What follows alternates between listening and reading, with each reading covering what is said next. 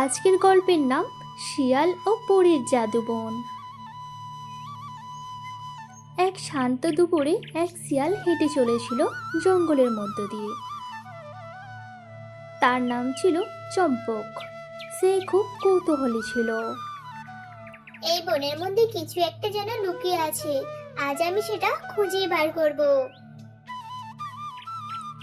হঠাৎ সে দেখতে পেল গাছের নিচে একদম স্বর্ণালী আলো। তার ভিতরে দাঁড়িয়ে এক অপরূপ পরী।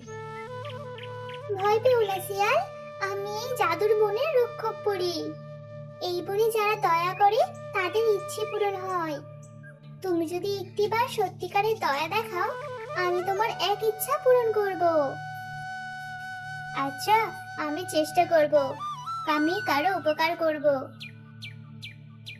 চম্পক দেখে একটি কচ্ছপ গর্তে পড়ে কাঁদছে। সে দেরি না করে সেই কচ্ছপটিকে সাহায্য করে ওপরে উঠে আসার জন্য। ধন্যবাদ শিয়াল ভাই, তুমি সত্যিকারের আমার বন্ধু।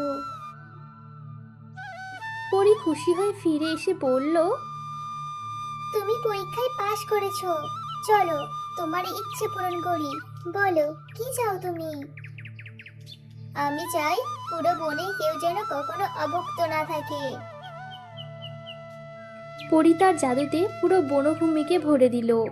ফল ফুলে শিয়াল চম্পক হয়ে উঠল বনের নায়ক।